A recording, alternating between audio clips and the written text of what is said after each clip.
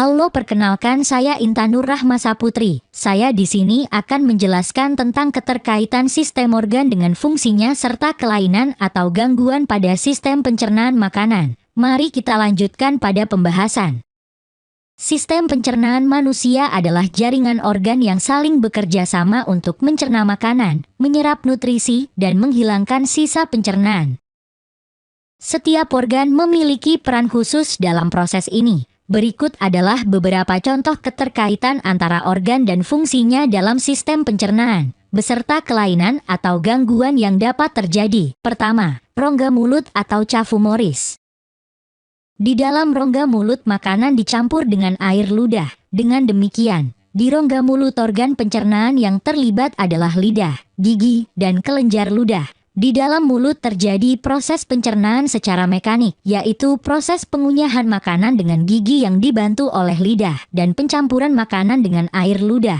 Pencernaan secara kimiawi juga terjadi di sini, yaitu dengan bantuan enzim ptialin yang mengubah amilum menjadi maltosa. Fungsi organ mulut: memulai pencernaan fisik dan kimia dengan mengunyah makanan dan melepaskan enzim amila sedalam air liur. Kelainan atau gangguan yang dapat terjadi: misalnya, gigi berlubang karies gigi dapat mengganggu fungsi pengunyahan dan pencernaan awal. Kedua, kerongkongan atau esofagus.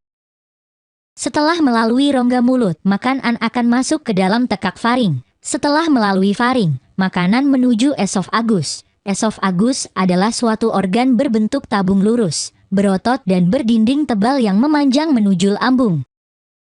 Otot-otot polos dinding esofagus mendorong makanan menuju lambung dengan gerak meremas. Remas yang disebut sebagai gerak peristaltik.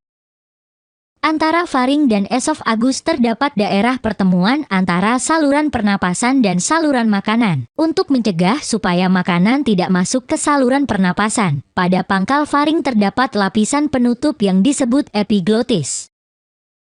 Kelainan atau gangguan yang dapat terjadi adalah GERD atau gastroesophageal reflux disease. Ini adalah kondisi di mana asam lambung naik kembali ke kerongkongan, menyebabkan sensasi terbakar di dada atau heartburn dan dapat merusak lapisan kerongkongan. 3. Lambung atau ventriculus atau gaster. Setelah melalui esofagus, makanan masuk ke dalam lambung. Lambung terletak di bagian atas rongga perut sebelah kiri. Lambung merupakan tempat penampungan makanan untuk dicerna secara mekanik dan kimiawi. Lambung terdiri dari 3 bagian, yaitu kardiak, dekat tengah, dan pilorus, dekat duodenum. Fungsi lambung: mencerna protein dengan bantuan asam lambung dan enzim pepsin. Juga berfungsi sebagai penyimpanan sementara makanan. Kelainan atau gangguan pada lambung: maaga atau ulkus lambung terjadi ketika lapisan pelindung lambung rusak, yang dapat menyebabkan nyeri perut, mual, muntah, dan perdarahan dalam kasus yang parah. 4. Pankreas. Pankreas merupakan organ yang berbentuk agak pipih yang terletak di bawah lambung. Pankreas menghasilkan enzim tripsin, amilase, dan lipase. Enzim tripsin berfungsi merombak protein menjadi asam amino. Amilase mengubah amilum menjadi zat gula maltose, dan lipase mengubah lemak menjadi asam lemak dan gliserol. Fungsi pankreas adalah menghasilkan enzim pencernaan, seperti lipase, amilase, dan tripsin, yang diperlukan untuk mencerna lemak, karbohidrat, dan protein. Kelainan atau gangguan pada pankreas yaitu: pankreatitis adalah peradangan pankreas yang dapat disebabkan oleh alkohol, infeksi, atau penyumbatan saluran pencernaan. 5. Hati dan kantong empedu.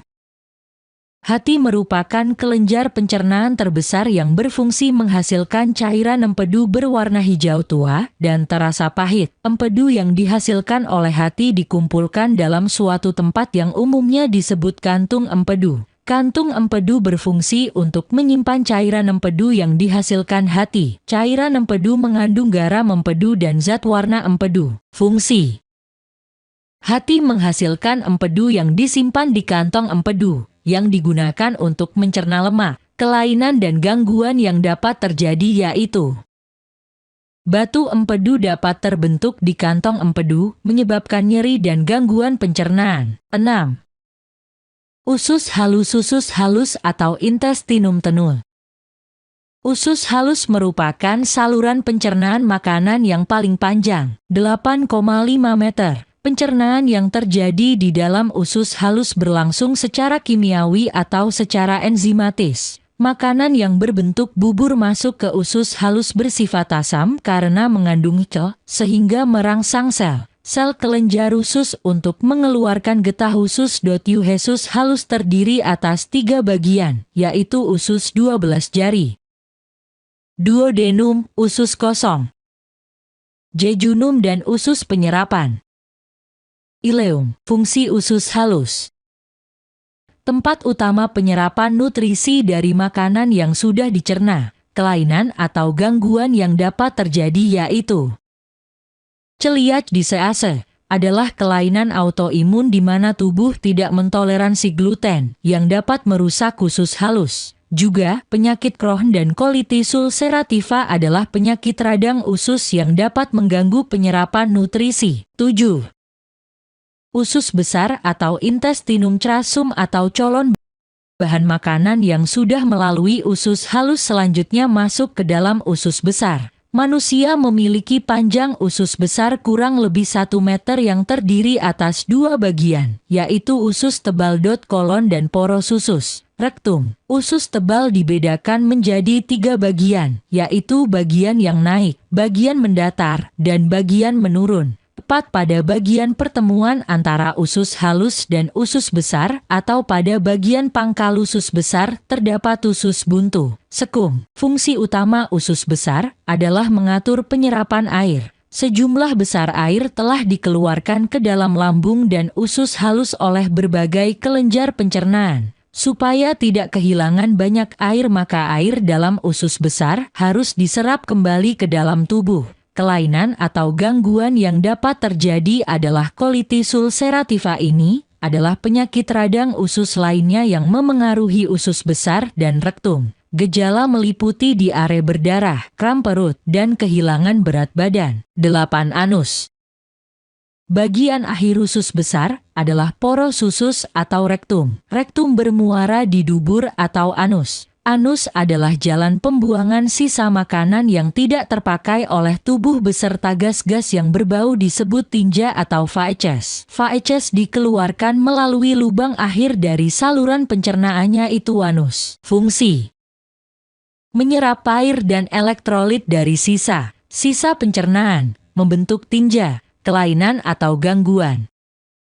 Divertikulitis adalah peradangan pada divertikula di usus besar. IBS atau Irritable Bowel Syndrome dapat mengganggu fungsi usus besar dan menyebabkan diare atau sembelit.